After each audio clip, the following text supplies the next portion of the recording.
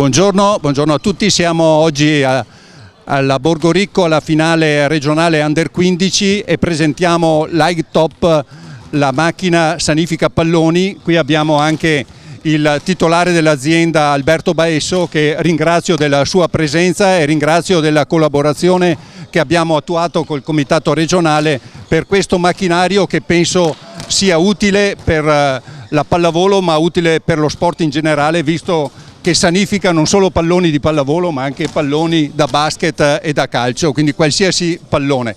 Quindi un grazie a lui per la collaborazione e soprattutto un grazie per il servizio che farà questa macchina a tante società della nostra regione.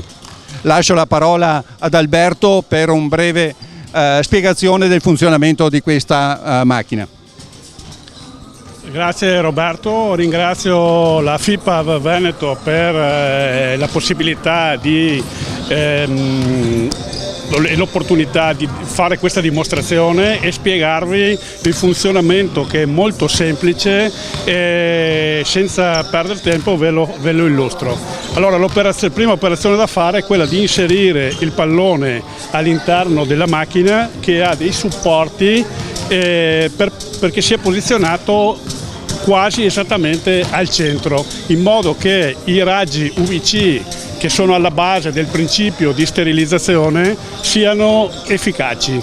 Quindi, dopo aver posizionato il pallone, semplicemente si chiude il coperchio.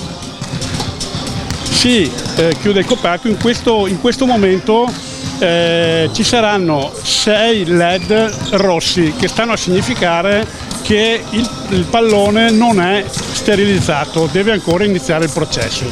Si attiva schiacciando il pulsante verde e questo dà inizio al ciclo.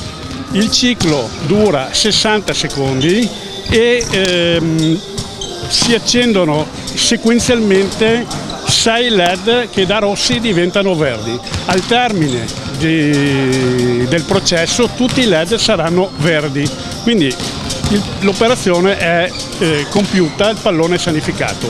Se accidentalmente, per qualsiasi motivo, si dovesse aprire la macchina, che ha dei sensori di